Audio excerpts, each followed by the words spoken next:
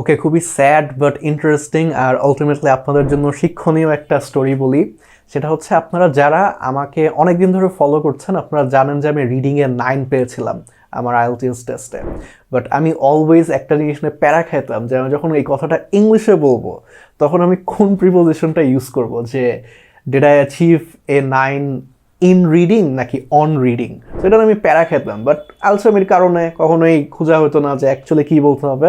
So recently I just decided যে ওকে, একটু search দিয়ে দেখি যে কী হয়। তারপর আমি খুবই ইন্টারেস্টিং একটা জিনিস শিখতে পারি যেটা আপনাদের জন্য অনেক ইউজফুল হবে, স্পেশালি পার্ট 1-এ ইন্ট্রোডাক্টরি যে কোয়েশ্চেনগুলো থাকে সেখানে, এবং কিউ কার্ডেও অনেক ক্ষেত্রে, এটা যে কোনো জায়গায় অ্যাকচুয়ালি। সো খুবই সিম্পল দুইটা জিনিস মনে রাখবেন, যখন কোনো একটা সাবজেক্ট বা কোনো একটা স্কিল নিয়ে আপনি কথা বলছেন তখন আপনি ইন ব্যবহার করবেন, কিন্তু যখন আপনি কোনো একটা অ্যাক্টিভিটি বা একটা কাজ বা খুব স্পেসিফিক্যালি একটা টেস্ট বা একটা এক্সাম বা একটা টাস্কের কথা বলছেন ওইটার সাথে রিলেটেড, তখন আপনি অন বলবেন। তো এই জিনিসটা যদি আমার ওই আগের প্যারাটার সাথে রিলেট করি তাহলে দিন শেষে এটা কি হবে, I got a band 9 in reading, because এইখানে আমি জাস্ট স্পেসিফিক্যালি স্কিলটার কথাই বলছি বা এখানে মডিউলটার কথা বলছি।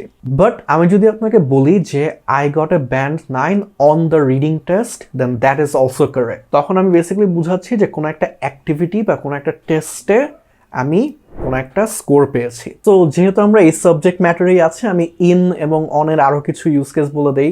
ইন খুব সিম্পলি মনে রাখবেন যে যখন কোনো একটা ফিজিক্যাল স্পেসে, ধরেন আপনি বাংলাদেশে আছেন, ধরেন আপনি একটা বাক্সের ভিতরে আছেন, হইতেই পারে, তখন হচ্ছে আপনি বলবেন যে I am in a box, অথবা বলতে পারেন যে I am living in Bangladesh. খুবই সিম্পল।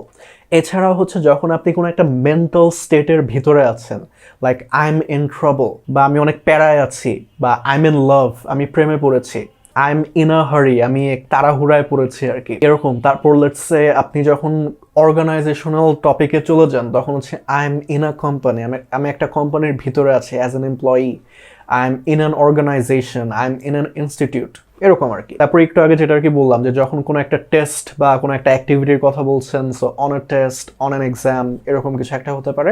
যখন আপনি কোনো কিছুর উপর ফোকাস করেন সেটার আগে অলওয়েজ অন হবে। So I am focusing on a lecture about history, হতে পারে এরকম।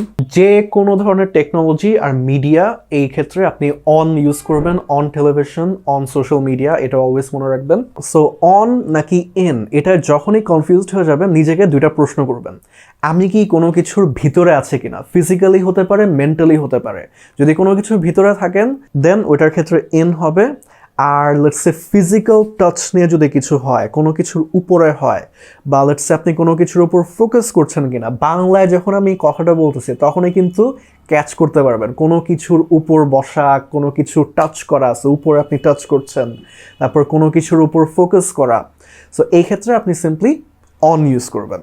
আর স্পেসিফিক একটা ক্ষেত্র হচ্ছে যে সোশ্যাল মিডিয়া, তারপর হচ্ছে TV, on my phone, so এগুলোর ক্ষেত্রে আর কি অন ইউজ হয়। So that was mostly it for this video. Hopefully এটা আপনার কাছে একটু ইউজফুল লেগেছে। আমার বেসিক্যালি একটা কিউরিওসিটি স্ল্যাশ প্যারা থেকে এই ভিডিওটা বানানো। সো যদি আপনার কাছে এই ভিডিওটা অ্যাকচুয়ালি ইউজফুল মনে হয় দেন এটা একটু রিয়াক্ট দিলে ভালো হয়। এই অন এবং ইন দিয়ে আপনি চাইলে একটু সেন্টেন্স বানায় কমেন্ট করতে পারেন, সেটা আমি রিভিউ করে দিলাম। আর that would be mostly it. আমার নাম Nafi, and I'll see you on the next video.